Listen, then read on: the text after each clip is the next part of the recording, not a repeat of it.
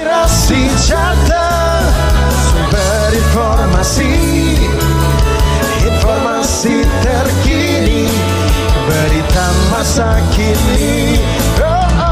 Aspirasi Carta, sumber informasi, informasi terkini, hanya di TA TV, hanya di TA TV. Aspirasi Carta. Mantap. Selamat malam Mitra TA TV, senang sekali Santik Wijaya bisa menjumpai Anda kembali dan kita berjumpa di Aspirasi Jawa Tengah episode ke-9. Malam ini saya tidak sendiri, seperti biasa hanya saya selaku co-host, tentu saja bersama dengan tuan rumah kita, Bapak Bonaventura. Apa kabar Bapak? Baik. Para pemirsa TA TV dimanapun panjenengan semua berada, Wilujeng Dalu. Kembali kita dalam dialog yang sangat menarik pada malam hari ini. Tentu saja dengan tema-tema yang juga menarik. Ya. Apa Mbak malam hari ini tema kita? Betul sekali, tema kita nampaknya agak berat kalau bagi saya ya Bapak ya. Oh begitu. Bagi masyarakat umum ini mungkin nanti istilah-istilahnya agak sedikit roaming ya Bapak. Mungkin nanti Bapak bisa mentranslatekan dalam bahasa masyarakat yang lebih ini tentu saja. Karena tamu kita juga tamu-tamu yang hebat ini. Luar biasa ya. Tapi sebelumnya akan kami sampaikan bahwa kali ini kita mempunyai tema keterbukaan informasi publik di Jawa Tengah. Sebenarnya temanya judulnya sederhana dan kita pasti memahami ya. Tapi tunggu dulu obrolannya. Nah, di sini keterbukaan informasi publik begitu sangat penting bagi masyarakat. Karena masyarakat dapat mengontrol setiap langkah dan kebijakan yang diambil oleh badan publik, terutama pemerintah. Nah, penyelenggaraan kekuasaan dalam negara demokrasi harus setiap saat dapat dipertanggungjawabkan kembali kepada masyarakat. Nah, bagaimana pelaksanaan keterbukaan informasi publik di Jawa Tengah? Langsung saja kali ini. Monggo diatur rawuh narasumber-narasumber kita. Iya, tentunya yang pertama kami hadirkan selamat datang kepada Ibu Rina Retnaningrum, Sarjana Hukum. Beliau adalah Kepala Dinas Komunikasi dan Informatika Provinsi Jawa Tengah. Sugeng Dalu. Sugeng Rawu Ibu. Sehat? Sehat, alhamdulillah. Iya. Doa yang sama juga, salam yang sama juga untuk seluruh. Aturan Pinara. Iya.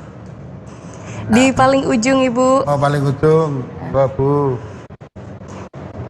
Ada siapa lagi Mbak? Dan selanjutnya kami juga turut mengundang Bapak Muhammad Saleh. Waduh. Beliau kan namanya Ketua Komisi A DPRD Provinsi ya? Betul. Oh. Kami ucapkan selamat datang. Sugeng Dalu. Sugeng Dalu dan Sugeng Rawu. Iya. Selamat datang, silahkan Bapak, Katuran Lenggah. Nah, ini nanti akan semakin seru obrolan kita tentunya. Ya. Masyarakat juga ingin tahu tentang keterbukaan informasi publik seperti apa mekanismenya. Baik, langsung aja kita mulai diskusi kita ya. Ya, silakan Bapak. Monggo.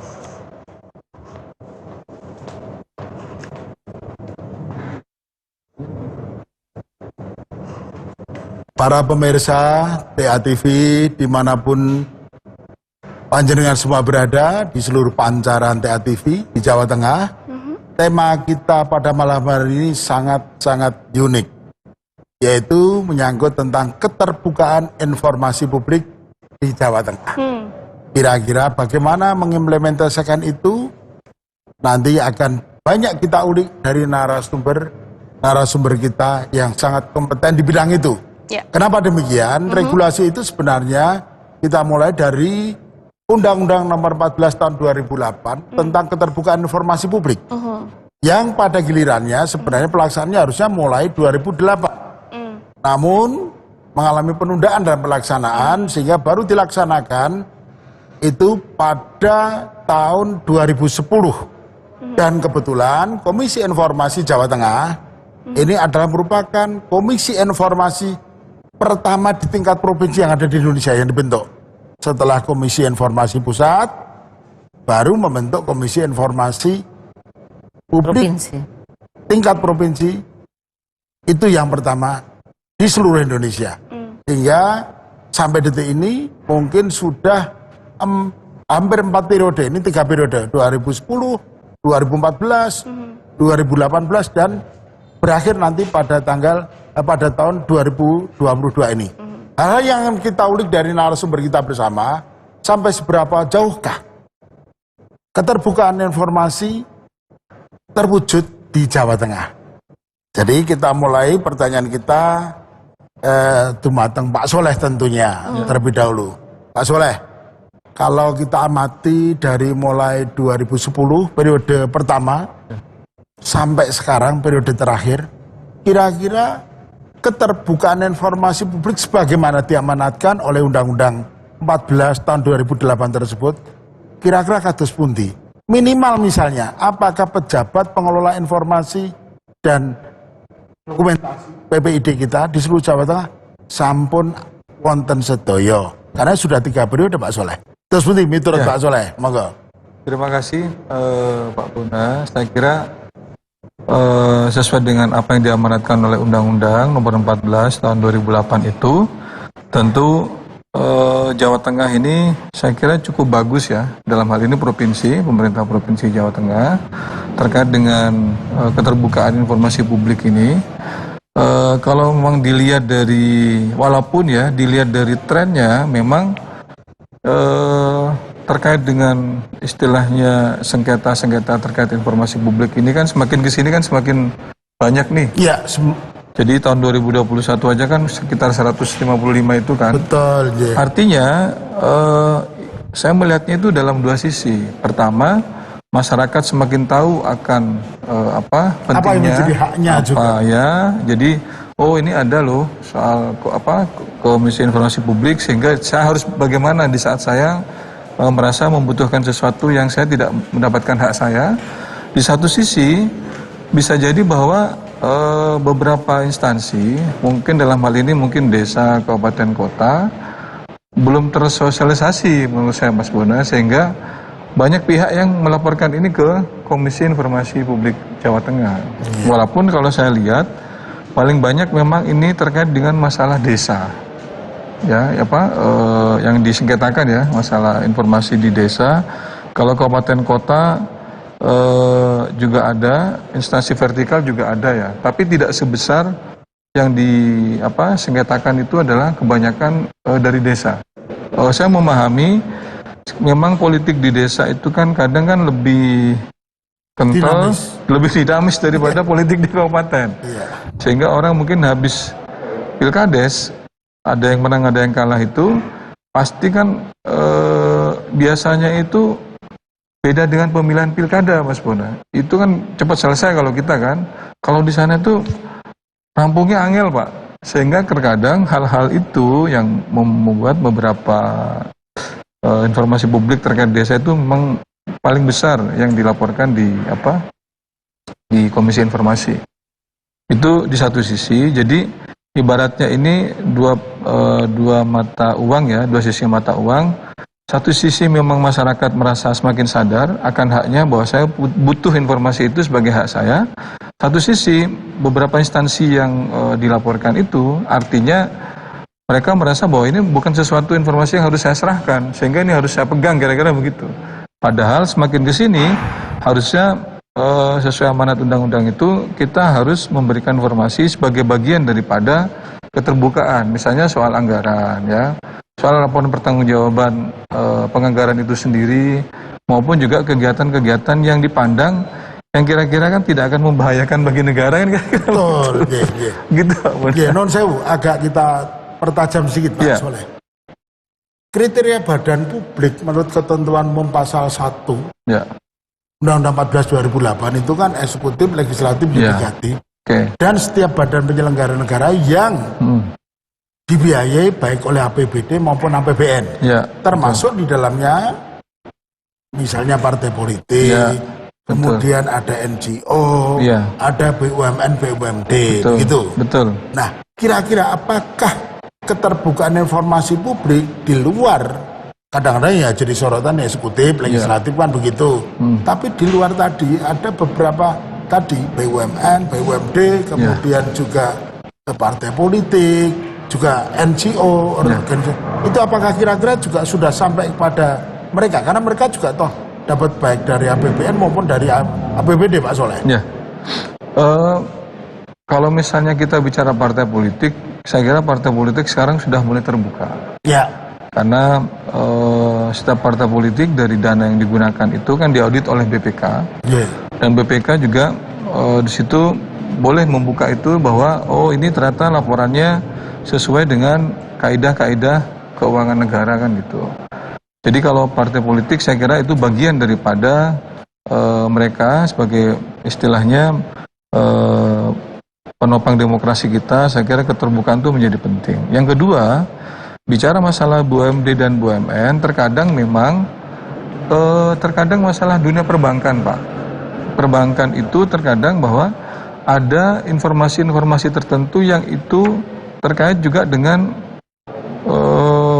undang-undang perbankan misalnya ya. Ya, misalnya ada kerahasiaan-kerahasiaan yang tidak serta-merta yang diatur dalam Undang-Undang 14 2008 tersebut. Betul, sehingga kadang masyarakat itu terutama LSM misalnya ya, meminta informasi tertentu di dunia perbankan, perbankan menganggap bahwa itu bukan rahasia sesuatu, bank. ya rahasia bank. Misalnya soal kredit macet tertentu, siapa sih yang macet, ya kan? Terus macetnya seperti apa? Nah, kadang itu baru keluar begitu dia disidik oleh penegak hukum.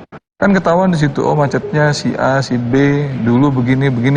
Tapi di saat awal-awal misalnya masyarakat membutuhkan itu, karena dengan alasan kerahasiaan bank, kadang bank tidak mau buka itu.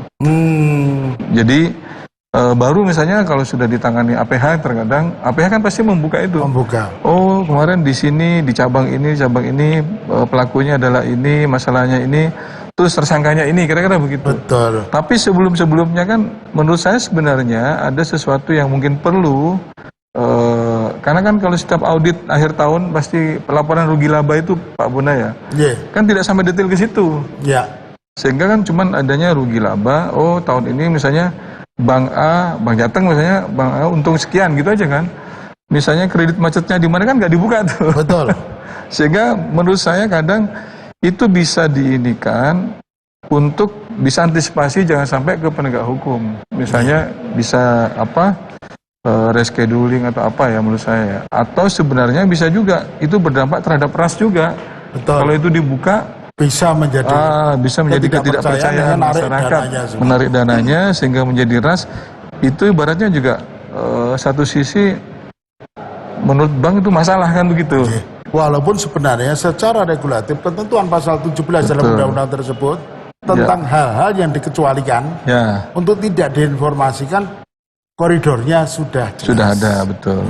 Ya. Jadi masih perlu upaya memahamkan bagaimana pengecualian terhadap hal-hal yang harus dibuka untuk publik. Begitu Pak Sulaiman. Betul. Sementara kita bergeser dulu ini ke Bu Rina Retnaningrum. Bu Rina Retnaningrum. Susah ya? Waduh. Karena ini ada R yang saya agak kebanyakan double R. Beliau itu jadi agak mana gitu. Bu Rina. Ya. Nampaknya di wilayah kerja penjenengan itu Komisi Informasi seperti Rasa Matur sama Pak Ketua tadi bahwa sudah ada 3 periode 2010-2014 pertama kali bareng sama Komisi Informasi Pusat, periode kedua 2014 sampai dengan 2018 dan ini yang mau selesai itu 2014 sampai 2018. Kira-kira Bu Rina, penyanyikan yang mengawal proses itu kira-kira apakah Komisi Informasi Publik yang ada itu sudah bisa menjangkau secara penuh seperti apa yang diamanatkan oleh undang-undang? Boleh, menarik sekali. Tapi kita review sebentar bahwa pemerintah Provinsi Jawa Tengah 4 kali berturut-turut ditarik 4 tahun ke belakang itu selalu menjadi provinsi terinformatif di seluruh tingkat Indonesia. Provinsi yang lain, kok KIKI yang lain ya? KIKI yang lain untuk provinsinya. Pak Gubernur 4 kali menerima penghargaan itu dari Bapak Wapres yang menyerahkan selalu 4 kali.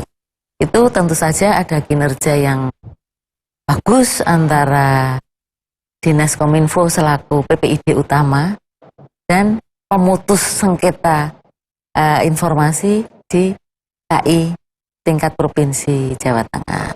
Memang kemarin sempat viral untuk pemerintah provinsi Jawa Tengah ada satu masalah yang perlu untuk seleksi komisioner ke depan berdasarkan timsel, ada satu unsur yang akan dimasukkan di sana terkait kekerasan terhadap wanita. Nah, itu menjadi salah satu komitmen untuk para calon-calon komisioner. Karena kita tidak ingin kejadian itu terulang lagi untuk ke depan. Itu mungkin agak kita perdalam nanti Bu, ya, untuk soal-soal itu. Ya. Ekspektasi Kadis Kominfo ya, dalam rangka bagaimana meng-create gitu lah, kira-kira simbol apa yang bisa merepresentasi persoalan untuk penyelesaian sengketa informasi nanti Bu. Nun sewu, Komisi Informasi kalau mungkin periode pertama itu masih lekat dengan mensosialisasi, merubah mindset. Yeah. Hal yang tadinya serba mindsetnya tidak transparan, itu rahasia negara begitu seperti tadi zaman Pak Soleh. Padahal kalau undang-undang ini dilaksanakan dengan ketat, mulai dari perencanaan sampai dengan pelaksanaan itu domain publik, kecuali yang dikecualikan, kecuali yang dikecualikan. Yang dikecualikan apa? Ketentuan pasal 17 yang ada dalam undang-undang tersebut. Nah, yang ingin saya tanyakan lebih lanjut Bu Rina, selain itu nanti pas kita tanyakan tadi, tapi mungkin nanti biar publik ngikutinya juga agak non sewu. Jadi apakah sekarang masih ada model-model sosialisasi atau sudah penguatan kelembagaan? Penguatan kelembagaan. Penguatan kelembagaan. Karena sosialisasi sudah 3 periode ya. Iya. Periode dan Jawa Tengah selalu mendapat peringkat yang pertama. Iya. Gitu. Jadi kelembagaan kalau secara objektif saya sebutkan, saya sampaikan bahwa KI tingkat provinsi Jawa Tengah it's okay. Andai kata tidak ada sedikit noda kemarin. Sudah okay. Ya itu nanti yang akan berakhir di tanggal 26 Juli 2022. Dan informasi yang dikecualikan semakin kesini untuk badan-badan publik yang ada di pemerintah provinsi Jawa Tengah semakin sedikit. Dan informasi yang dikecualikan itu juga dinamis. Contoh kemarin sedikit menambahi apa yang disampaikan Pak Ketua Komisi A tadi, bahwa dulu rumah sakit harus merahasiakan pasien yang sakit COVID, tapi dengan dinamika dan untuk keperluan masyarakat dan atas seizin pasien itu sendiri boleh diinformasikan dan kadang si pasiennya untuk memberikan support kepada para penyintas yang lain. Itu salah satu contoh. Itu salah satu contoh, dan ini mohon maaf kita tahan dulu karena waktunya adalah untuk rehat. Ada yang mau lewat. Iya, ada yang mau lewat. Nanti kita lanjut lagi, Bu Rina. Dan tentunya Mitra TA TV kita masih akan berlanjut di Aspirasi Jawa Tengah, dan kita berada di episode ke-9 tentunya, tetap menyatu di TA TV.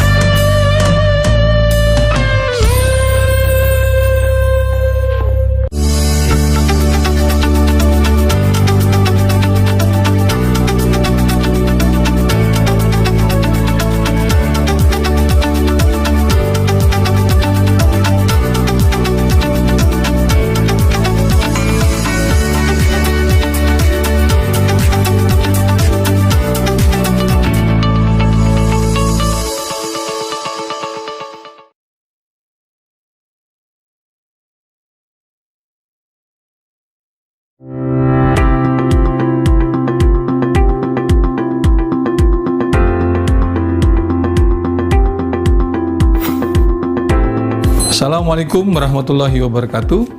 Keefektifan informasi pelayanan perizinan serta penanaman modal harus terjangkau. Mall pelayanan publik harus hadir memberi kemudahan, kecepatan, serta kenyamanan untuk masyarakat dalam mendapatkan pelayanan perizinan. Wassalamualaikum warahmatullahi wabarakatuh.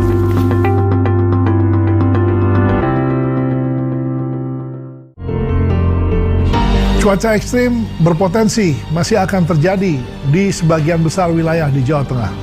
Oleh karena itu, waspadalah dan terus siaga akan datangnya bencana banjir, angin kencang, dan tanah longsor di sekitar kita.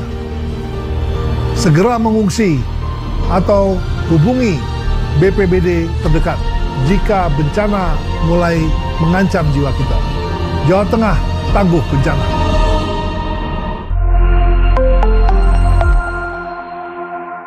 Mari bersama-sama kita dukung dan sukseskan penerapan PPKM darurat semata-mata untuk menjaga kesehatan dan keselamatan kita bersama. Dan kami juga mengimbau agar seluruh masyarakat mengikuti program vaksinasi COVID-19 untuk memastikan kita semua terhindar dari penyebaran COVID-19. Edukasi bukan hanya sekedar memperoleh pengetahuan, tetapi juga tentang nilai, kerjasama, serta kompetensi. Situasi pandemi ini menjadi tantangan tersendiri untuk mengembangkan dunia pendidikan. Sayangi diri kita, sayangi masa depan kita, sayangi keluarga kita, jauhi narkoba. Kita bisa.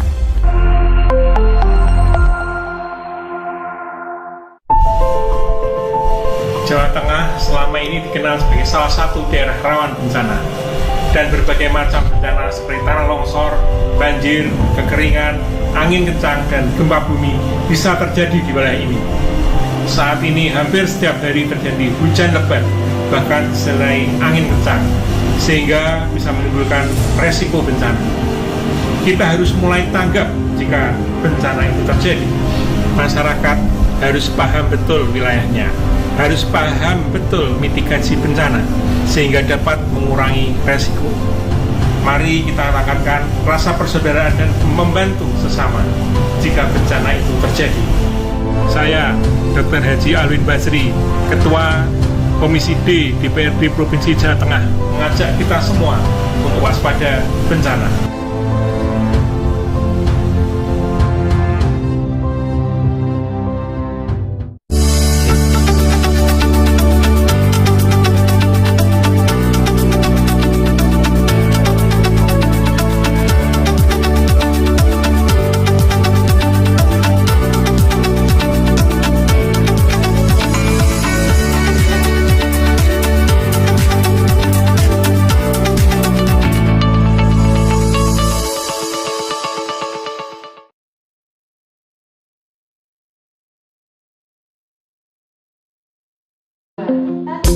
Makin hari, makin susah saja menjadi manusia yang manusia. Sepertinya menjadi manusia makin susah saja.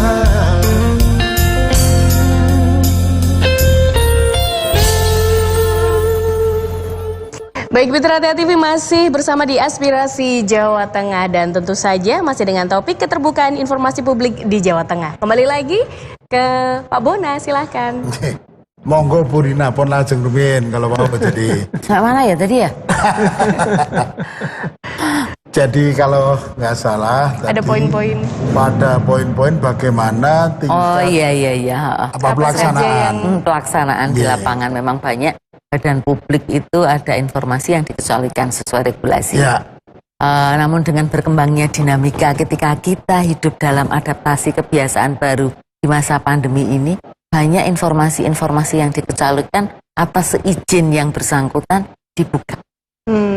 Seorang penyintas COVID bisa menyampaikan knowledge atau literasi kepada masyarakat apa-apa yang harus dilakukan. Bahkan yang bersangkutan dengan sukarela menyumbangkan plasma konvalesen untuk para penyintas lainnya agar segera sembuh seperti sedia kala. Itu kan awalnya dikecualikan untuk rekam medik dan sebagainya. Namun beberapa waktu yang lalu kami berkumpul dengan 7 rumah sakit RSUD yang ada di Jawa Tengah sudah menyepakati mana-mana yang dikecualikan, mana-mana yang boleh dibuka dengan catatan.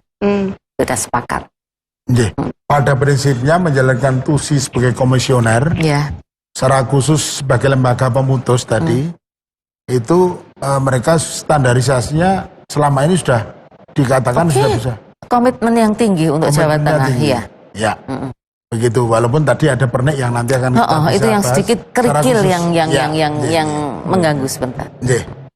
Kembali ke Pak Ketua, Pak Soleh. Pak Soleh, DPR merange di 2010 Komisioner Keterbukaan Informasi Publik. Sekarang hampir sama pertanyaan terhadap Bu Rina tadi. Ini sudah periode ketiga yang sudah mau habis.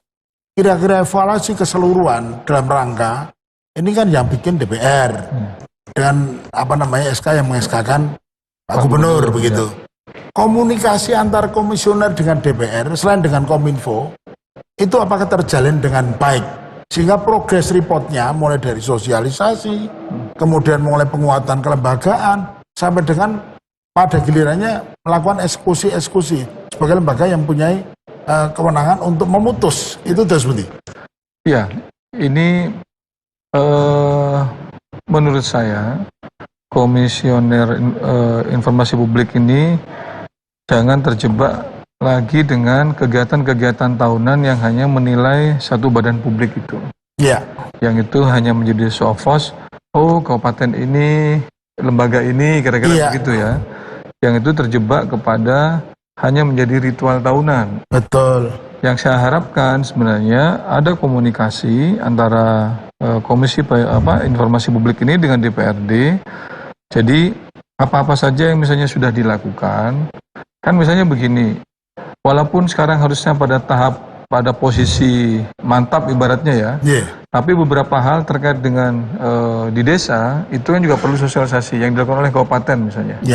Jadi kabupaten kan sekarang sering melakukan juga ke desa-desa karena jumlah dana di desa itu sangat besar sejak undang-undang desa itu, sehingga menurut saya ke depan pertama tidak terjebak lagi soal rutinitas seperti itu. Yang kedua, kalau memang ada kendala-kendala terkait dengan proses-proses sengketa informasi, mereka butuh penguatan seperti apa di Komisi Informasi ini, kan saya kira kita bisa diskusi antara DPRD dengan KIP ini.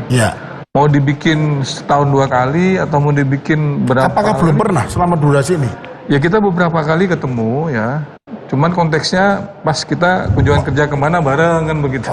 Atau tapi mungkin dalam konteks mau anggaran kira-kira range gitu ya. Tidak menjalankan tusi ya berarti ya. Menurut saya belum kepada substansi. Ini misalnya evaluasi masa lalu, ke depan kita mau begini, jadi bukan dalam konteks hanya anggarannya. Tapi dalam konteks substansi, kinerja dan sebagainya. Karena kalau kita bicara kinerja, otomatis anggaran pun juga bisa mengikuti, Bos. Tapi kalau hanya kita bicara anggaran, kita sendiri kan nggak bisa ngerti. Nah, yang udah kamu kerjakan apa? Yang udah kamu kerjakan apa?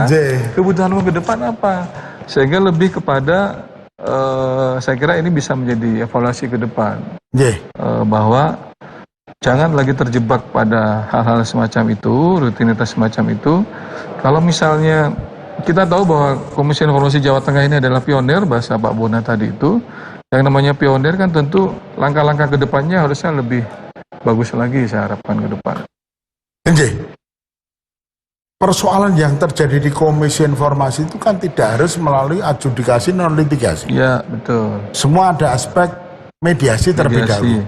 Dalam proses itu, apakah juga pada waktu katakanlah ada public hearing dengan Komisi Informasi, ini penyelesaian kasus-kasus itu juga sempat nggak direport ke DPR, misalnya, sehingga nanti mempengaruhi konstelasi ke depan, misalnya dalam struktur penganggaran, RKB, penyusunan RKB itu tahu kebutuhan, DPR itu tahu kebutuhan. Oh kira-kira seperti ini untuk mediasi. Kalau adjudikasi, walaupun itu non litigasi katakanlah demikian di tingkat pertama sebagai lembaga peradilan di bidang sengketa informasi, ini harus ada di kantor. Betul. Harus ada di kantor karena ruang sidangnya ada itu begitu. Tapi kalau mediasi kan kita bisa jemput bola di tempat para pihak, khususnya di tempat pemohon informasi. Itu pernah nggak Pak Soleh disampaikan? Kita belum pernah Pak. Belum pernah ya. Lah terus nyusun ya. Oke, kalau begitu kalau belum pernah.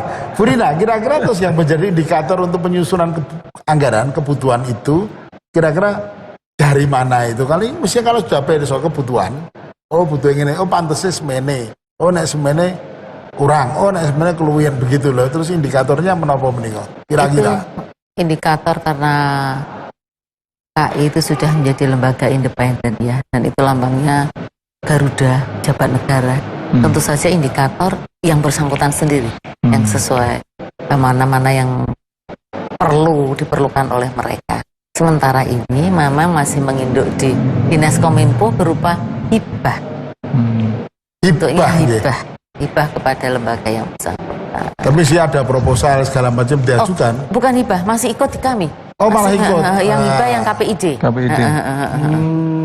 Itu sebetulnya kalau boleh mengusulkan, jadikan itu menjadi ke regulasi, karena regulasi dari pusat memang tidak mengizinkan, belum membolehkan mereka untuk mandiri. Mendapatkan hibah murni. Iya, kemarin saya sempat berdiskusi dengan komisioner di era sekarang, yang PAW coba diusulkan ke pusat agar lepas dari Dinas Kominfo menjadi lembaga independen sendiri. Karena lambangnya kan pejabat negara tuh. Lambangnya Garuda. Kemarin menjadi diskusi yang menarik, tapi kita mau cari cantolan payung. Regulasinya belum ada, undang-undangnya belum ada. Ini masukkan nanti ke pusat. Oh iya. Bagus sekali tuh. Ya ke KI pusat tentunya. Iya, jangan sampai nanti kita dinilai KI ke Dinas Kominfo, kita sebagai PPUD utama jadinya jeruk makan jeruk. Lajeng kita pertajam sedikit Bu Rina, Pak Soleh. Dan terus gini, lajeng yang jadi indikator untuk kita bisa ketemu X rupiahnya, katakanlah begitu ya. Karena mengingat banyaknya sengketa, tadi sudah disampaikan Pak Ketua. Terus demikian rupa aja, banyak sekali. Yang mediasi sekian, yang adjudikasi sekian. Itu lantas apa yang kira-kira jadi itu? Apakah mereka mengestimasi sendiri kira-kira sekian? Nah itu tuh. Walaupun nantinya tentu didiskusikan dengan DPR, kira-kira pantasnya. Ini untuk ke depan, kira-kira kalau seperti itu harus ada ukuran yang jelas. Terus seperti Bu Rina. Untuk efisiensi, efektivitas, dan tentu saja integritas, tentu saja harus disesuaikan dengan tusinya. Tusi dari lembaga itu sendiri. Tusinya apa? Nah, yang itu yang diperbesar. Dengan estimasi-estimasi di era sekarang. Karena masyarakat sendiri kan semakin ingin tahu. Informasi harus dibuka selebar-lebarnya. Dan kami di Dinas Kominfo itu sebagai mediator. Kadang ada masyarakat yang mengajukan bersurat kepada kami, mereka tidak mendapatkan informasi yang diinginkan oleh suatu badan publik si A. Kemudian kami coba mediasi, kami komunikasi, bersurat kepada badan publik si A agar yang bersangkutan diberikan informasi, ini loh yang dimaksudkan A, B, C, D, dan informasikan websitenya yang betul, yang dicari di mana. Kadang masyarakat sendiri itu juga kurang paham bagaimana membaca website dengan benar. Seperti itu kita fasilitasi sampai sedemikian. Baru nanti kalau memang tidak ada titik temu masuknya ke KI sebagai untuk masuk ke persidangan. KI seperti itu. Banyak kita fasilitasi, dan yang menarik begini.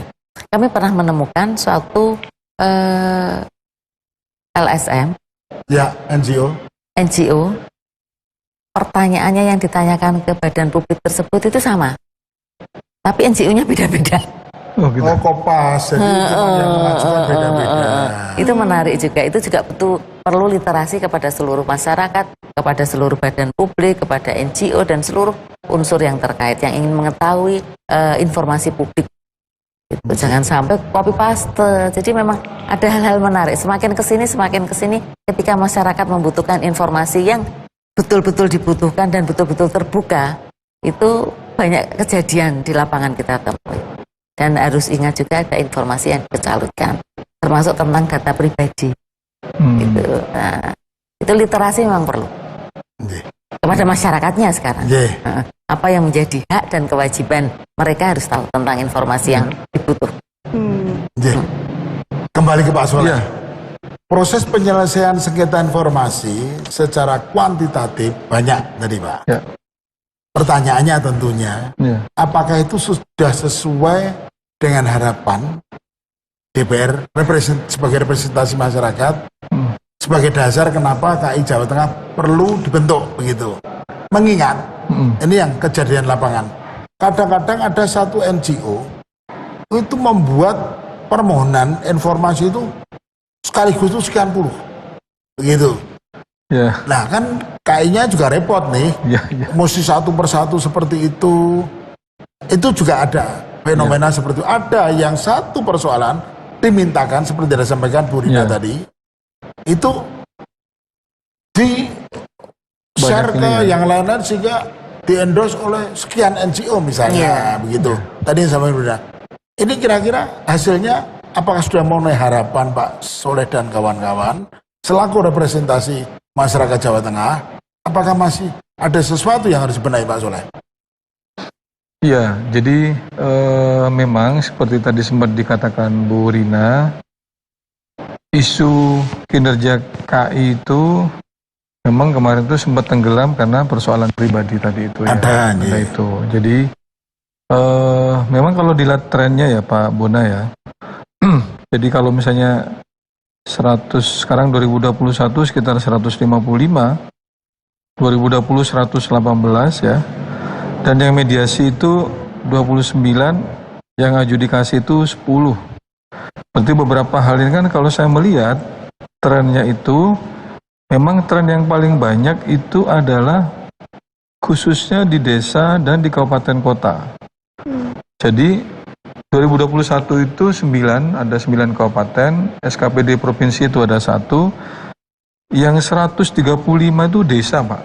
Artinya saya melihat memang kalau di kabupaten kota dari 35, berarti kan informasi ini sudah bagus. Jadi hanya 9 kabupaten kota yang ini kan ke KI kan gitu.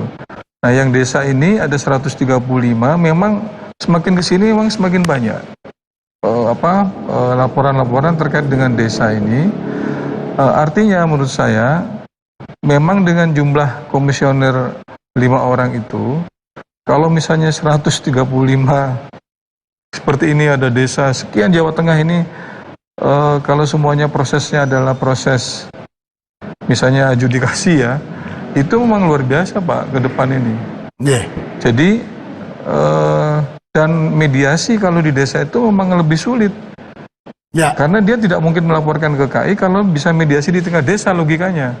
Karena logikanya dia kan selesai di desa. Tidak akan mungkin dilaporkan. Tidak mungkin dilaporkan. Informasi karena tidak tersampaikan sesuai yang dikehendaki. Artinya entah itu misalnya itu sesaat karena habis gengsi pertarungan pilkades atau apa ya. Artinya sesuatu itu sudah tidak bisa termediasi di level bawah. Berarti naiklah ke Komisi Informasi yang ada di provinsi. Nah, memang menurut saya kalau semua proses-proses itu masuknya ke adjudikasi tadi itu, non litigasi, memang kita membutuhkan orang-orang yang memang paham betul terkait dengan masalah hukum. Nah, ini menurut saya penting. Misalnya dari 5 itu ada berapa sarjana yang mengerti masalah hukum ke depan, sehingga tidak kedodoran kita dalam menangani proses-proses itu. Kalau mediasi siapapun bisa. Mau dia sarjana agama, sarjana fisip, sarjana ekonomi bisa. Apalagi kalau yang dimediasi itu terkait dengan anggaran, pasti kita butuh sarjana ekonomi yang ngerti membaca neraca. Oh ini anggaranmu, oh ini pertanggungjawabanmu, sehingga kira-kira di sini loh perbedaannya kan gitu kira-kira. Tapi kalau konteks hukum, beberapa orang mungkin saya kira butuh untuk ke depan. Mengingat memang ini sebenarnya 33,5% ini domain wilayah peradilan. Karena di tingkat banding di PTTUN Pengadilan Tinggi Tata Usaha Negara, dan di tingkat kasasi ada di Mahkamah Agung. Ya. Tapi mungkin bisa kita koma dulu Pak, diskusi kita. Dulu, ya. Karena ada yang mau lewat kembali. Ya. Mbak, dipersilakan. Mbak Antik.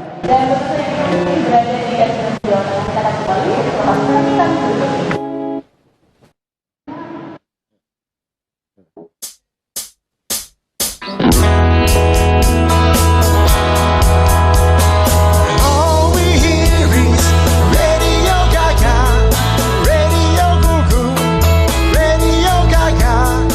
All we hear is Radio Gaga, Radio blah blah, Radio what's new, Radio someone still love you.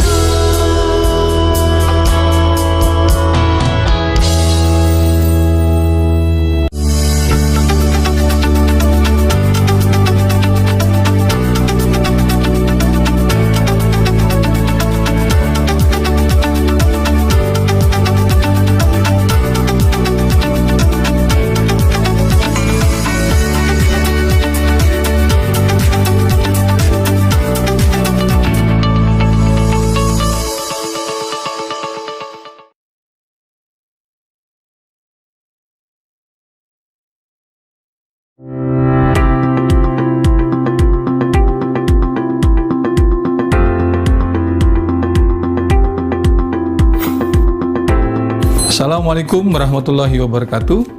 Keefektifan informasi pelayanan perizinan serta penanaman modal harus terjangkau.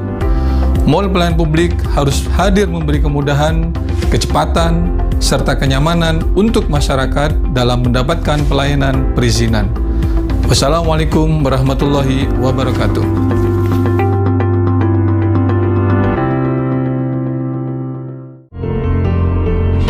Cuaca ekstrim berpotensi masih akan terjadi di sebagian besar wilayah di Jawa Tengah. Oleh karena itu, waspadalah dan terus siaga akan datangnya bencana banjir, angin kencang, dan tanah longsor di sekitar kita. Segera mengungsi atau hubungi BPBD terdekat jika bencana mulai mengancam jiwa kita. Jawa Tengah tangguh bencana.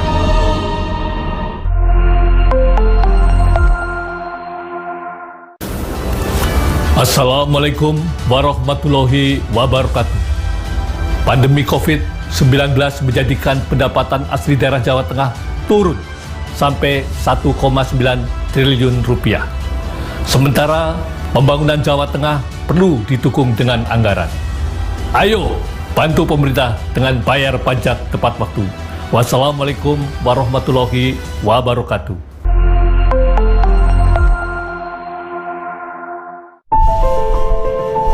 Jawa Tengah selama ini dikenal sebagai salah satu daerah rawan bencana, dan berbagai macam bencana seperti tanah longsor, banjir, kekeringan, angin kencang, dan gempa bumi bisa terjadi di wilayah ini. Saat ini hampir setiap hari terjadi hujan lebat, bahkan disertai angin kencang, sehingga bisa menimbulkan resiko bencana. Kita harus mulai tanggap jika bencana itu terjadi. Masyarakat harus paham betul wilayahnya, harus paham betul mitigasi bencana sehingga dapat mengurangi resiko. Mari kita rangkapkan rasa persaudaraan dan membantu sesama jika bencana itu terjadi. Saya, Dr. Haji Alwin Basri, Ketua Komisi D DPRD Provinsi Jawa Tengah, mengajak kita semua untuk waspada bencana.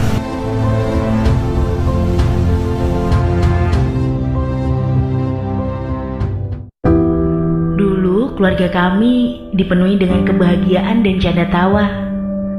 Namun, setelah ayahku tak bekerja, dia mulai kasar kepadaku dan ibu.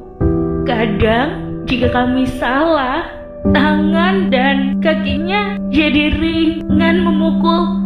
Tolong kami, ya Allah. Stop kekerasan terhadap perempuan dan anak. Segera laporkan segala tindakan kekerasan yang menimpa perempuan dan anak di sekitar Anda.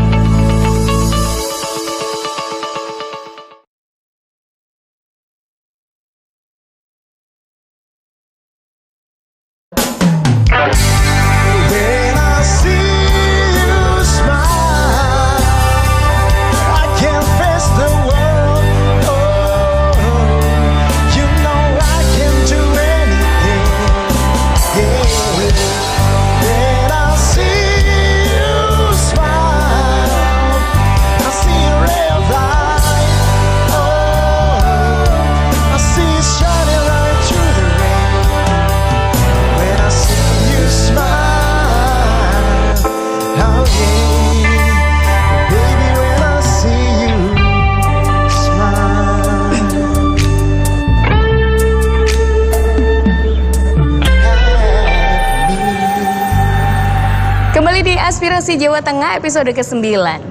Ya, Pak Bona, ini setelah 2 segmen, ini saya sebagai masyarakat ini juga ikut bersyukur berada di tengah-tengah obrolan dan dialog ini ya. Karena selama ini masyarakat hanya menerima segala sesuatu dari atas, dari pemerintah maksudnya. Dan selama ini saya pikir sudah cukup informatif semacam itu. Tapi ternyata di sini ada bentuk kepedulian dari pihak-pihak seperti bapak-bapak yang rawuh di sini juga, ternyata ada problematika yang perlu dibahas juga ya, semacam itu. Ya, kembali lagi ke Pak Bona tentunya. Iya, Mbak. Ya, itulah kesan publik.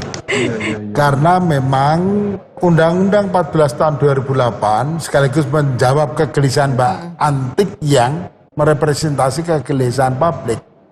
Korupsi itu biasanya terjadi manakala tidak ada transparansi. Transparansi dijamin oleh Undang-Undang 14 2008. Mulai dari perencanaan sampai dengan pelaksanaan. Loh, apakah semuanya telanjang bulat? Ya enggak tentunya. Ada ketentuan pasal 17 tadi. Informasi yang dikecualikan. Kembali ke Pak Soleh lagi. Jadi secara umum Pak, kalau sedikit agak mengevaluasi tadi proses-proses baik mulai dari mediasi sampai dengan adjudikasi, bahkan kami dengar juga sampai sudah ada yang sampai ke PTTUN, Pengadilan Tinggi Tata Usaha Negara, sebagai lembaga yang melayani sengketa informasi di tingkat banding.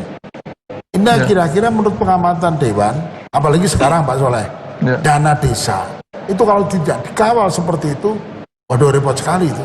Sehingga perencanaan bagaimana proyek untuk penanganan proyek jalan, paling tidak ada papan nama proyek, sumber dananya dari mana, yang mengerjakan siapa, kemudian nominalnya berapa. Dengan adanya 3 periode Komisi Informasi tadi Pak, kira-kira terus pun dievaluasi Pak Soleh. Ya, kita tentunya berharap apa yang sudah dilakukan sekarang ini kan bagian daripada tugas menjalankan undang-undang tadi itu. Memang tidak ada komplain ya, komplain dalam konteks keterbukaan informasi. Dalam konteks penyelesaian sengketa yang dilakukan oleh KAI itu, bahwa masyarakat komplain begini-begini ini memang nggak ada. Maksudnya bahwa dia merasa dirugikan atau apa misalnya gitu ya, dalam konteks dia berperkara di Komisi Informasi. Memang kalau saya lihat ke depan memang yang dibutuhkan adalah saling koordinasi yang lebih bagus lagi antara KAI dengan kami-kami yang ada di DPRD. Karena melihat trennya yang semakin naik, tentu kita ingin bahwa Komisi Informasi ini juga, bahasa Bu Rina tadi kan lambangnya Garuda ya, harus gagah kan gitu. Apa yang bisa dilakukan oleh DPRD dalam konteks ini untuk mensupport kerja-kerja itu.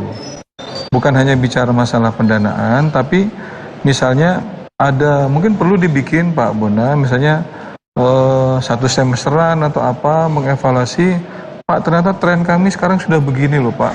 Kalau kita lihat dari anggaran kami sekarang ini, kira-kira tidak mungkin kan, bisa nggak di perubahan kami disupport? Nah itu pernah terkomunikasikan? Belum Pak, harapannya ke depan itu kita ini menjadi evaluasi ke depan. Ya, evaluasi ke depan. Karena saya lihat trennya ini kan semakin kesini semakin banyak nih. Akan semakin banyak, karena dana desa langsung dana desa. ke tingkat kelurahan. Betul. Dan dana desa itu memang LSM atau NGO itu memang mengawal betul di situ. Walaupun sekarang dari upaya-upaya pemerintah kabupaten kota melakukan sosialisasi kepada perangkat desa maupun sekdes terutama ya, sebagai yang di situ istilahnya PPTK atau apa ya Bu ya, proyek ya di situ di desa. Sosialisasi itu sekarang semakin bagus. Misalnya kayak Pak Bona tadi ada plangnya ya kan, sumber dananya, pertanggungjawabannya, habis itu pajaknya gimana. Gitu loh. Jadi semakin kesini memang mau masyarakat tidak mau bisa berpartisipasi betul. Sehingga karena Komisi Informasi ini memang adanya baru di sini Provinsi Jawa Tengah ini, saya kira perlu ke depan komunikasi ini lebih intens lagi untuk menopang kerja-kerja daripada Komisi Informasi itu. Saya kira gitu Pak Bona. Sedikit agak Pak Soleh. Komisi Informasi Jawa Tengah komisi yang pertama tingkat provinsi. Selanjutnya sekarang sudah 20 provinsi mungkin sampai nonton. Tapi ini trennya sama dalam rangka bagaimana mengejawantahkan mem-down to earth-kan Undang-Undang 14 tahun 2008 ini. Bu Rina, saya agak tertarik tadi. Sampai ada persoalan kecil menyangkut mungkin integritas ya itu ya. Itu kira-kira saya dengar juga ini sudah mulai dibentuk tim sel. Lah, sampai seberapa jauh kira-kira persiapan itu? Saat ini memang juga evaluasi sedikit dengan yang Bu Rina katakan. Apa yang diharapkan untuk hasil tim sel melakukan rekrutmen terhadap untuk periode berikutnya? Menarik sekali. Tentu saja harapannya yang pertama dengan menyesuaikan kebutuhan kondisi di era milenial. Kita mau tidak mau memasuki masa revolusi industri 4.0, ya kan Pak Ketua? Kita harus menyesuaikan itu. Jangan kita tetap berpedoman menurut regulasi indikator yang lama. Indikator itu harus kita naikkan. Karena kita sekarang memasuki era yang lebih keren lah. Dengan tuntutan masyarakat yang ingin keterbukaan, masyarakat lebih tahu haknya, itu disesuaikan. Saat ini tim sel memang dibentuk dan sudah ada pendaftar yang pada sesi administrasi itu nanti hari ini ditutup pada jam 24.00. Hari ini sudah untuk seleksi administrasi. Sudah ada 49 pendaftar Pak Buna. 49, keren. Gila, banyak ya.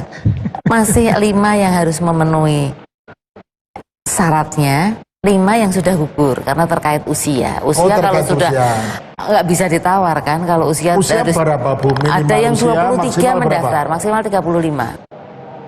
Minimal 35, tapi ada yang maksimalnya ya sekitar 60 ya. Tapi kemarin ada pendaftar yang 23 tahun mendaftar dengan sendirinya gugur. Nanti jam 24.00 pendaftaran administrasi ditutup. Dan kita lihat hasil konfirmasi dengan Pak Daroji, ngerumpi dengan ketua tim sel, itu memang pendaftarnya keren-keren untuk lihat ini. Harapannya bisa menjawab tantangan zaman untuk periode 4 tahun. Lagi tak pertajam. Kira-kira nanti finalnya akan diserahkan ke Komisi A untuk dilakukan seleksi. Itu kapan, Bu? Dan berapa diserahkan ke DPR? Sesuai regulasi 15 ya, 3 kali jumlah komisioner. Tahapannya kita saat ini sudah memasuki tahap yang pertama, seleksi administrasi yang akan berakhir di tanggal 27 nanti malam. Kemudian seleksi tahap kedua, tes potensi direncanakan tanggal 13 Mei. Kemudian tahap ketiga, psikotes, dinamika kelompok antara tanggal 13 dan 24 Juni. Wawancara tanggal 27 sampai 28 Juni. Dan setelah itu baru kami haturkan kepada Bapak Ketua Komisi A untuk melakukan ternyata tahapan sudah ada proses rekrutmen. Seizin Pak Ketua tim sel ini saya sampaikan di sini. Bergeser ke Pak Soleh. Dengan adanya fenomena bahwa sekarang sudah tim sel sudah terbentuk, bahkan yang mengejutkan publik mungkin itu karena ternyata nanti malam itu sudah batas akhir penyerahan administrasi, syarat administrasi untuk pendaftaran. Ini kira-kira padahal sebentar lagi bulan sudah Lebaran ya Pak Soleh ya. Kira-kira DPR sendiri memberikan ruang pada tim sel di luar koridor normatif mungkin ada toleransi gitu. Kira-kira wonten mboten Pak Soleh? Jadi sebelum itu diumumkan rekrutmen itu, kita kan setelah gubernur menetapkan tim sel itu di-SK-kan oleh gubernur, kita berdiskusi antara Komisi A dengan tim sel. Jadi sebagai mendapatkan mandat dari pemerintah provinsi, tim sel, kita berdiskusi tahapan-tahapannya terutama. Kita ingin mengetahui sampai sejauh mana. Jangan sampai nanti ini habis masa jabatannya, ini belum terbentuk. Ya. Kalau ini belum terbentuk kan otomatis gubernur harus memperpanjang dulu sampai batas waktu yang tidak sampai selesai kira-kira begitu. Nah, pertama itu yang kita coba diskusikan antara tim sel dengan Komisi A. Yang kedua, tentu setelah kita bicara tahapan-tahapan itu, beberapa hal yang kemarin sempat kita pertajam adalah terkait komitmen kekerasan itu, perempuan itu, Pak Bunda. Apalagi sekarang ada undang-undang TPKS kan, sudah disahkan. Tentu walaupun dalam tanda kutip itu di undang-undang tidak ada ya Bu ya. Enggak ada. Tapi itu menjadi komitmen moral. Komitmen moral antara Komisi A dengan tim sel. Saya kira supaya kita tidak kembali ke masa lalu, perlu itu dimasukkan. Dalam konteks tim sel menilai calon-calon ini. Karena jangan sampai kinerja komisioner ini nanti istilahnya terganggu dengan hal-hal yang semacam itu. Isunya nanti beralih dari isu sengketa informasi menjadi sengketa pribadi kan gitu. Saya kira itu menjadi satu hal yang tidak lucu gitu. Nah, beberapa hal lain saya kira ini adalah orang-orang yang sangat kredibel Pak Bona. Apalagi ada Pak Kiai Daroji, Ketua Majelis Ulama Indonesia Jawa Tengah. Ada juga Prof Yos, Rektor Undip, Prof Yos. Ada Bu Rina sendiri sebagai Kepala Dinas Kominfo. Ada KI Pusat juga yang tahu persis mungkin perjalanan informasi di Jakarta seperti apa. Dan juga ada Pak Amir Mahmud sebagai mewakili tokoh media lah di situ. Sehingga kombinasi ini menurut saya akan menghasilkan orang-orang yang capable, yang nantinya tahu persis ke depan dengan isu-isu yang semakin kesini semakin maju, walau bahasanya Bu Rina tadi semakin milenial gitu ya. Sekarang apa-apa kan bisa dicek nih, informasi desa kan kira-kira gitu kan dicek, wah kok nggak ada nih, protes kan kira-kira gitu. Jadi semakin kesini semakin canggih. Mengajukan. Iya, karena pencet-pencet aja bisa Pak Bona. Ini sistem informasi desa mana kan gitu. Dicek-cek, wah ini kok nggak ada LPG-nya ini kan gitu. Jadi masalah gitu. Jadi semakin kesini informasi semakin mudah, tapi juga semakin kerja keras nih Komisi Informasi, karena dikit-dikit orang pasti akan melaporkan kalau ada kejadian yang seperti itu. Oh ini nggak diinfokan, saya perlu nanya secara fisik nggak dikasih, laporin gitu. Jadi saya kira penting ini tugas dari tim sel. Saya kira orang-orang yang capable ini saya harapkan bisa menghasilkan orang-orang yang pas dan pantas untuk komisioner ke depan. Pak Soleh, sedikit menambahkan. Terkadang komisioner ada sebuah fenomena menarik. Di luar kapasitasnya sebagai komisioner yang harus independen, tidak merepresentasi apapun kecuali dia menjalankan tugas pokok fungsi sebagai lembaga pemutus, demikian. Kadang-kadang tampilan di ruang publik Pak Soleh. Itu kapasitas apa? Kira-kira ke depan apakah seperti itu masih bisa terjadi Pak Soleh? Ya kan di situ ada syarat mengundurkan diri ya. Sudah. Di situ kan ada syarat. Kadang-kadang ruang publiknya di sini. Dari ormas, dari apa itu kan sebenarnya publik cukup melihat itu seperti kira-kira Pak Soleh. Ya, saya kira besok komitmen itu perlu kita tanting. Betul. Misalnya baik itu di tim sel maupun nanti kami di Komisi A, dengan jabatan publik yang seabrek itu, misalnya ya, ada seorang yang mungkin punya jabatan publik di luar daripada Komisi Informasi ini, dia kan sudah berniat penuh waktu kan gitu. Bukan kerja, bukan paruh waktu loh. Ini penuh waktu. Di situ sehingga dia memang harus kita tanting Pak, nggak boleh lagi seperti itu, sehingga dia memang harus keluar betul kan gitu. Tidak, misalnya lawyer ya tidak berperkara kan gitu kira-kira Pak. Jadi kita tanting di situ sehingga besok kita ini bukan hanya di atas kertas ya surat pernyataan itu gitu. Ya mungkin kalau di tingkat tim sel mungkin di atas kertas, tapi eksploratifnya mungkin nanti di DPR. Tapi non sewu Pak, kita break sejenak, nampaknya sudah ada yang mau lewat.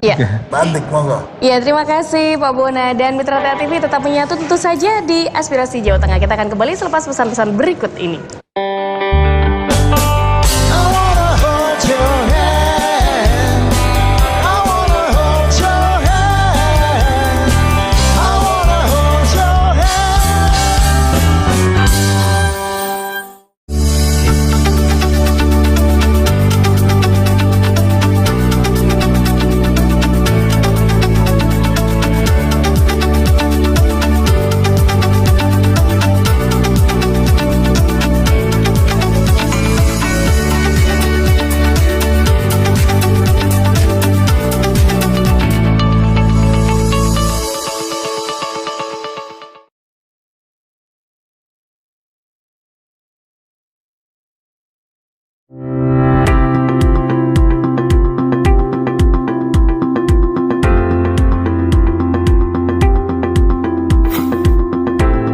Assalamualaikum warahmatullahi wabarakatuh.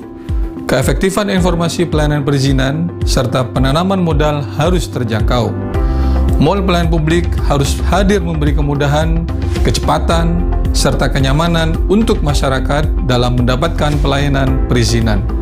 Wassalamualaikum warahmatullahi wabarakatuh.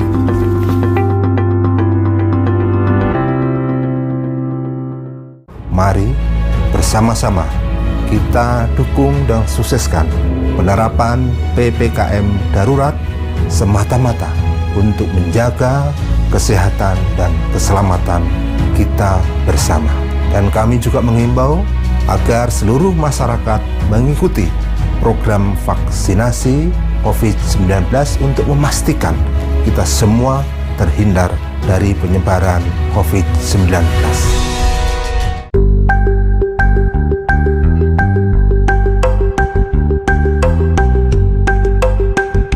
Desa adalah miniatur kecil dari bangsa Indonesia. Di desa inilah jutaan rakyat Jawa Tengah menggerakkan perekonomian untuk kehidupan keluarga. Mari bergerak bersama, kita dukung pembangunan infrastruktur desa demi kehidupan yang lebih baik.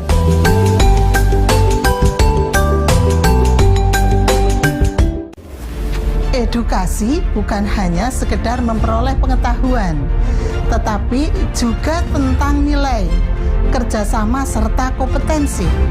Situasi pandemi ini menjadi tantangan tersendiri untuk mengembangkan dunia pendidikan. Sayangi diri kita, sayangi masa depan kita, sayangi keluarga kita, jauhi narkoba. Kita bisa.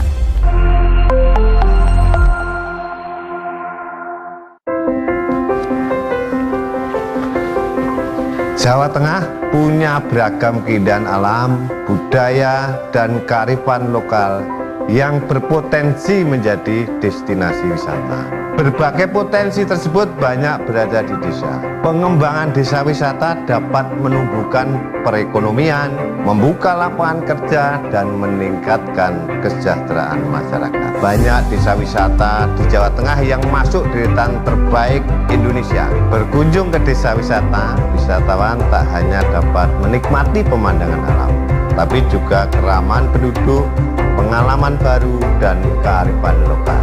Saya Ketua Komisi B DPRD Provinsi Jawa Tengah, Sumanto Esa. Ayo berwisata ke desa wisata. Jangan lupa tetap protokol kesehatan.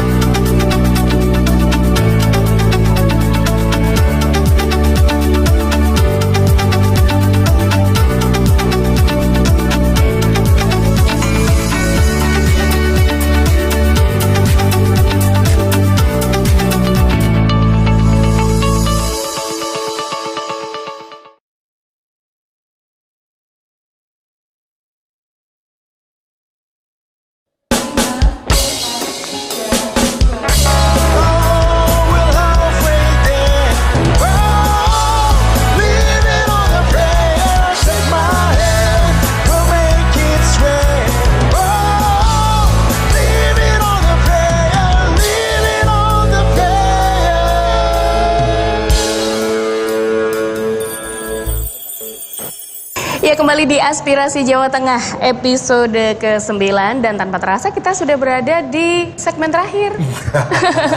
Segmen terakhir ya. Betul sekali. Silakan Pak Bona. Kita langsung aja untuk menyingkat waktu karena sudah ada di segmen terakhir, segmen keempat. Monggo Pak Soleh Ponajeng, perkawis penuh waktu. Kadang-kadang sok masih nyambi berperkara di persidangan, nyambi ini itu. Itu sebenarnya apakah harus demikian begitu Pak Soleh? Ya, di saat mereka sudah masuk di Komisi Informasi ini, tentu skala atribut itu menurut saya harus tanggalkan karena dengan semakin banyaknya laporan-laporan ke masyarakat ke komisi ini, saya kira tidak bisa lagi hanya menjadi paruh waktu yang disambi-sambi itu. Saya kira itu menjadi fokus juga nanti dari kami Komisi A untuk menanyakan kalau memang beliau-beliau atau mungkin para calon komisioner itu memang tidak sanggup itu, ya komitmen itu pada saat itulah ya berarti mendingan tidak usah menjadi komisioner. Menjadi komisioner. Itu saya kira penting karena gimana kita bisa menunjukkan kinerja kita itu di saat kita fokusnya aja nggak bisa fokus, apalagi ya betul. Kita ini kan urusannya dengan masyarakat, Pak Bos. Ya, dia mengawal keterbukaan informasi publik ya, betul, di masyarakat. Nggih, mungkin ke Bu Rina. Masih terkait rekrutmen tadi. Dari 49 bakal calon ya. Karena kalau sudah calon tuh kalau sudah mungkin masuk ke komisi A itu sudah calon itu. Ini seleksi aja belum, ini bakal calon gitu. Baru administrasi. Itu kira-kira didominasi oleh profesi apa, Bu Rina? Kalau mungkin apakah beragam? Kemudian kalau spesifikasi keilmuan, karena tadi Pak Soleh di awal diskusi kita ada harapan kalau bisa ya dari 5 komisioner terpilih itu ya adalah sarjana hukumnya syukur bagai, mungkin kalau dari 5 3 sarjana hukum, yang lainnya beda. Itu kira-kira yang dari pendaftar itu bagaimana, Bu Rina? Beraneka macam. Ternyata ini di luar dugaan kami, ternyata peminatnya banyak sekali. Dan kita masih punya tenggang waktu antara siang ini sampai nanti jam 24. Potensi bertambah itu masih banyak. Itu masih aneka macam, tapi yang jelas ada sarjana hukumnya. Mudah-mudahan nanti mereka mempunyai kredibilitas dan kapabel seperti yang diinginkan. Sehingga bisa lolos dari seleksi administrasi normatif, nanti baru diolah di Pak Soleh. Harapannya memang komisioner yang periode berikutnya itu memang dapat memenuhi tuntutan zaman deh sekarang. Kita kan semakin maju, orang semakin kritis, masyarakat semakin tahu haknya. Nathan, Bu, bisa nggak di-create nih harapan publik, harapan juga wakil kita yang ada di DPR, agar bisa terwujud, begitu aja. Mungkin pada waktu seleksi secara tertulis, di luar wawancara, kalau role play mungkin hanya itu dari tim, psikotes, macam-macam, kondisi kejiwaan. Tapi bukan wilayah orientasi keilmuan ya Pak Soleh ya. Itu bisa nggak di-create? Jadi kalau memang mereka nggak paham regulasi benar dan seterusnya, itu ya nggak akan lolos gitu loh kira-kira. Karena harapan Pak Soleh itu mesti secara regulatif pada dasarnya. Saya matur seperti karena mengingat apa? Di regulasi memang tidak ada harus sarjana hukum atau backgroundnya pernah di persoalan hukum. Tapi ini kan 33% kita hanya. Yang 66,5% itu kan sudah wilayah hukum semua. Iya. Terus pun Bu Rina. Saya melihat timsel yang ini cukup tokoh-tokoh yang luar biasa. Saya rasa kebutuhan itu nanti akan masuk dalam tataran beliau-beliau. Ya karena tadi pastinya nggak kira-kira komposisi yang pernah berkutat di dunia penegakan hukum atau latar belakang itu kan belum jelas nampaknya gitu dari sisi komposisi realnya. Gitu. Oke. Dan yang menarik di dalam timsel ini ada tim teknisnya loh. Ada tim teknisnya. Oh, ada tim teknisnya segala macam. Oh. Iya, itu pakar hukum semua yang ada di sana. Oh, begitu tim teknisnya aja. Don't worry. Mudah-mudahan apa yang menjadi harapan kita tercapai. Kan demikian ya Pak Soleh. Oh, ada tim teknisnya. Ada. Special edition ini. Dan tidak menyalahi regulasi. Oh iya, artinya begitu, Ya, ini kan harapan-harapan dari wakil kita yang di DPR seperti itu, mengingat ya kadang-kadang kita heran. Jari ini komisioner kok beracara begitu dan seterusnya. Nah itu kan, tapi masih ada ini seperti itu kan, itu sebenarnya dari regulatif tidak boleh terkait dengan itu ada aturannya. Lagi ke Pak Soleh, melihat kalau komposisi timsel yang sekarang ini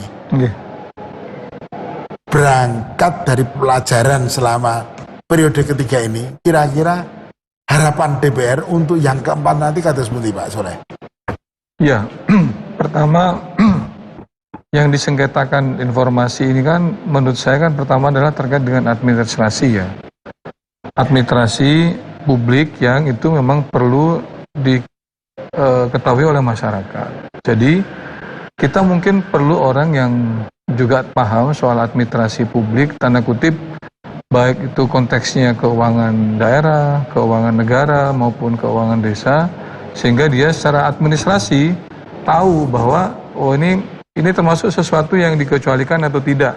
Ya. Sehingga ini perlu saya proses atau tidak kira-kira, atau cukup diberikan pemahaman nih kepada pihak yang melaporkan, misalnya entah pribadi atau LSM, ini yang kamu butuhkan tuh kira-kira ini, terus kalau bahasa Bu Rina tadi, lembaga badan publiknya diajak omong begini-begini, oh ternyata dia bisa menerima, berarti kan tidak perlu diperpanjang kira-kira begitu ya. Jadi persoalan orang yang paham administrasi ini saya kira juga menjadi hal yang penting. Yang kedua, terkait juga permasalahan orang yang paham soal hukum. Yang ketiga adalah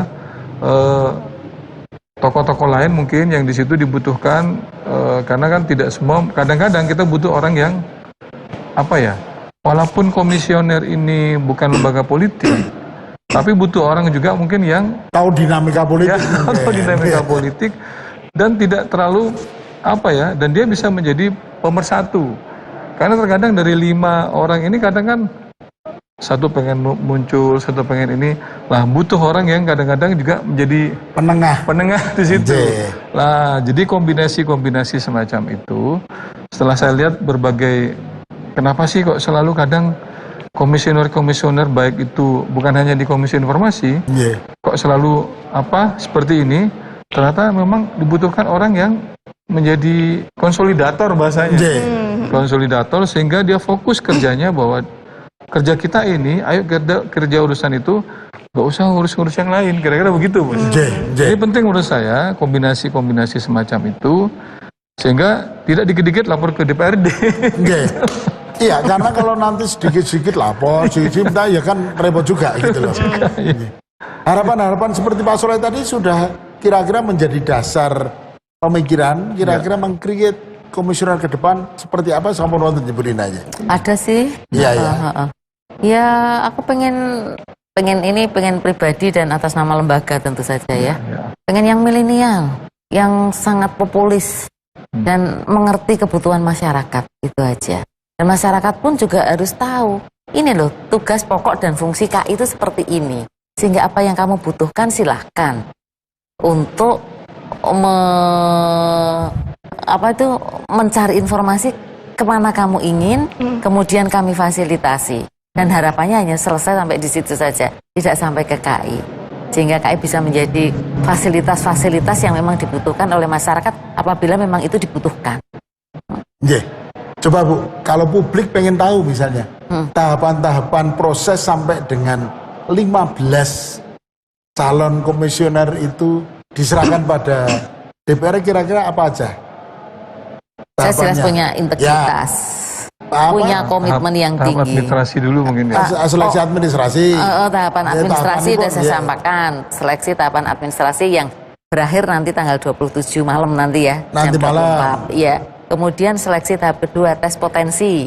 Tes potensi akademik. Ya. Direncanakan tanggal 13 Mei. Kemudian tahapan ketiga, psikotes dan dinamika kelompok antara tanggal 13 sampai dengan 24 Juni. Kemudian wawancara tanggal 27 sampai 28 Juni baru kami serahkan kepada Komisi A. Berarti diserahkan estimasinya berapa tadi? Tanggal 27 sampai setelah tanggal 27 dan setelah tanggal 28 setelah wawancara. Karena komisioner yang periode ini berakhir di tanggal 26 Juli. Juli ya? Juli. Ya, semoga segala sesuatunya bisa on schedule sesuai dengan harapannya itu. Kita. Namun misalnya ini juga berandai-andai ya. Kan antisipatif Pak Soleh. Ya. Misalnya itu nanti tidak, harapan kita jangan sih. Atau kemarin Komisi Penyiaran itu sempat mengalami perpanjangan. Tapi memang karena pandemi, karena kita sekarang ini kan memprediksi situasi dan kondisi itu kan kadang-kadang juga tidak bisa pas gitu. Kira-kira apakah ada kemungkinan ada perpanjangan kalau memang manakala itu diperlukan, Pak Soleh? Ya, jadi kalau schedule ini Makanya seperti saya katakan tadi, pemahaman yang sama antara tim sel dengan komisi A itu kan di awal sebelum mereka mengumumkan itu. Tentu harapannya ini sesuai dengan jadwal yang sudah disepakati. Nah, jika sampai waktu tertentu, misalnya kemarin kan, jika sampai yang daftar cuma sedikit Pak, berarti kan kita berandai-andai ini. Ternyata kan yang daftar kan luar biasa. Berarti tidak perlu mundur lagi nih. Berarti on schedule tetap. Nah, berikutnya mungkin terkait dengan tahapan-tahapan, kalau secara jumlah sudah tercukupi, tahapan-tahapan ke belakangnya kan sebenarnya mengikuti. Kecuali nanti misalnya sudah selesai, kan dilaporkan ke Pak Gubernur sebagai pemberi mandat nih dari tim sel. Iya, betul. Nah, mungkin apabila dari Gubernur ke kaminya juga terlambat, otomatis kan kami pun di DPRD pun kan juga fit and propernya juga terlambat di situ. Saya kira otomatis mungkin Kominfo dalam hal ini jika diperkirakan kok belum selesai sampai 28 Juli, ya seperti Komisi Informasi kan diperpanjang, Komisi Penyiaran kan diperpanjang sampai terbentuknya Komisi Informasi yang baru. Tapi kita berharap semoga tahapan ini sesuai dengan jadwal lah kan gitu, sehingga tidak perlu ada perpanjangan lah. Harapan kita begitu Pak Buna. Baik. Kita dibantu tim teknis kok, mestinya cuma tim schedule. Baru di tim teknis ya? Iya. Jadi para pemirsa TA TV dimanapun panjenengan semua berada, diskusi ini sebenarnya waktunya sangat kurang sebenarnya, ya. Namun karena waktulah yang harus membatasi kita, sehingga saatnya lah kita mendengarkan closing statement baik dari wakil rakyat kita, Pak Soleh selaku Ketua Komisi DPRD Provinsi Jawa Tengah, dan juga Bu Rina, Ibu Kepala Dinas Komunikasi dan Informasi Provinsi Jawa Tengah. Kita mulai dari Pak Soleh. Monggo Pak Soleh. Terima kasih Pak Bona.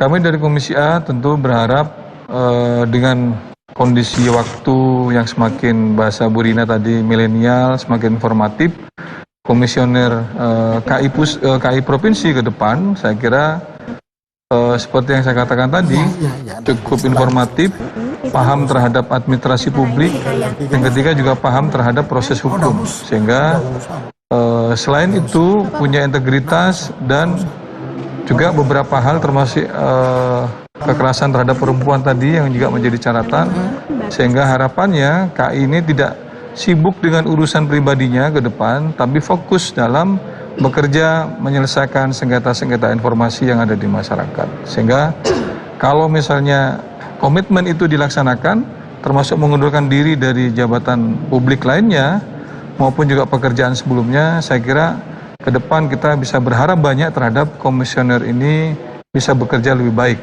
ke depannya. Saya kira gitu, Pak. Matur nuwun, Pak Soleh. Monggo Bu Rina.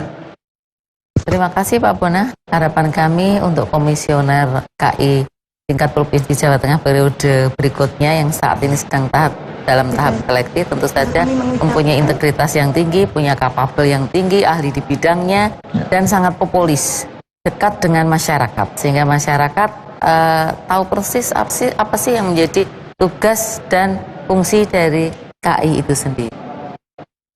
Matur nuwun Bu Rina. Matur nuwun Pak Soleh. Sama-sama. Para pemirsa TA TV dimanapun juga berada, sebelum menutup acara ini tentunya nanti ditutup oleh Mbak Antik, kami juga ingin ngaturi pirsa. Dialog ini sebenarnya karena tadi disampaikan Bu Rina bahwa nanti malam itu akan ada pengumuman untuk seleksi administratif. Jadi Pak pemirsa kepada matur bahwa acara ini kan kita tayangkan nanti setelah Lebaran. Jadi ini merupakan siaran tunda karena mengingat bulan Lebaran, mungkin Pak Soleh, narasumber-narasumber kita cukup repot, sehingga nanti malam itu dalam konteks tanggal 27 April 2022. Sehingga manakala nanti ditayangkan di setelah Lebaran itu artinya adalah 27 April 2022 yang sudah terlaksana, begitu. Sebelum kita akhiri, saya Bonaventura dan Mbak Antik, mugi keparenga ngaturaken wilujeng riyadi, nyuwun pangapunten lahir tumusing batos, manakala ada hal-hal yang kurang berkenan selama kami mengampu acara ini, selama di bulan suci Ramadan ini tentunya. Monggo Mbak Antik. Terima kasih. Ditutup, Terima kasih untuk Pak Bona, terima kasih juga untuk narasumber yang sudah hadir. Ibu Rina terima kasih, Pak Saleh matur sembah nuwun, dan Pak Bona izinkan saya untuk menutup acara ini. Monggo, ya, seperti yang sudah disampaikan tentu saja ya, semoga informasi yang tentu Anda dapatkan dalam dialog ini setidaknya masyarakat bisa lebih tahu tentang perkembangan, kemudian persoalan dan juga solusi tentang keterbukaan informasi publik di Jawa Tengah. Baiklah, dan akhirnya saya Antik Wijaya beserta seluruh tim mengucapkan terima kasih atas perhatian Anda. Mohon maaf apabila dalam kami menyampaikan ada salah kata atau mungkin hal yang kurang berkenan di hati Anda. Sampai jumpa kembali di Aspirasi Jawa Tengah yang akan datang. Kami pamit tentunya. Terima kasih dan TA TV masa kini dan tetap berbudaya.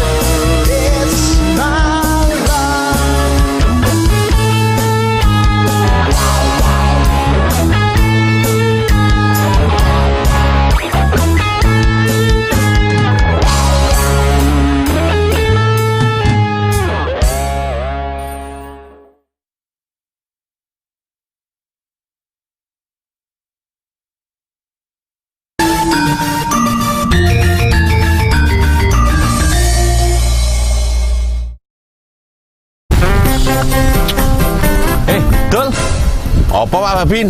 Ngopo kene kene? Iki lagi berburu burung hantu. Ngarang burung hantu wis dipateni, Dol. Emang kenapa? Itu membantu petani membasmi hama tikus karena burung hantu ini makannya 2 sampai 3 ekor tikus semalam. Pak Babin, iki zamane milenial. Iki deloki saweku. Ini mlumpat. Iki delono sawe dul kemit. Smart solution, ora perlu nggo burung hantu, cukup dialiri tegangan listrik, nggo kabel kayak kawat. Dadi mengko nek tikus lewat, cedet kesetrum modar. Itu bukan bahaya, nek ngenangi menungso kok iso meninggal dunia lo. Soalnya tegangannya rendah, iki tak butekke. Tolong. Piye? Bahaya ora listriknya, Dul? Iya.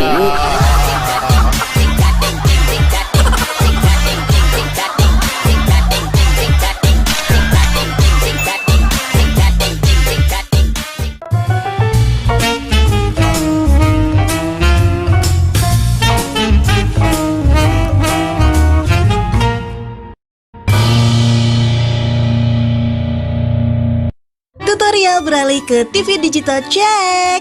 Siapkan TV, siapkan set-top box, siapkan kabel antena, siapkan kabel HDMI atau RCA, colokkan kabel antena ke set-top box,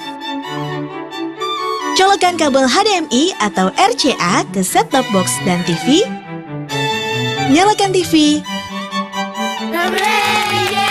Saksikan program-program TA TV di TV Digital 28 UHF Wilayah Semarang dan 29 UHF Wilayah Solo dan Jogja.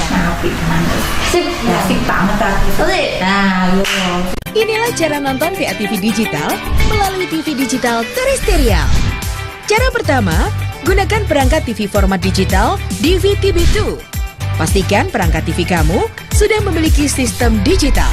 Karena tidak semua TV yang saat ini adalah TV digital. Cari simbol DVTV2 pada TV-mu. Buat mastiin kalau TV kamu berformat digital atau tidak. Nah, jangan khawatir dulu ya. Kalau TV kamu belum berformat digital, kamu bisa gunakan set-top box format DVTV2 seperti pada gambar. Tenang aja, belinya gampang kok. Ada di toko-toko elektronik dan toko online dengan harga terjangkau. Nah, gampang kan? Langsung aja kepoin program-program TA TV Digital Solo Jogja di channel 29 UHF dan TA TV Digital Kota Semarang di channel 28 UHF. TA TV, Spirit of Java.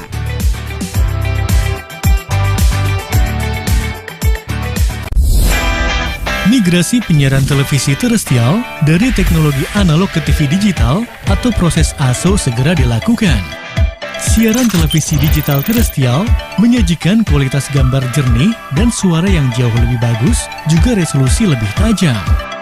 Program dan konten TA TV dapat ditonton melalui TV digital.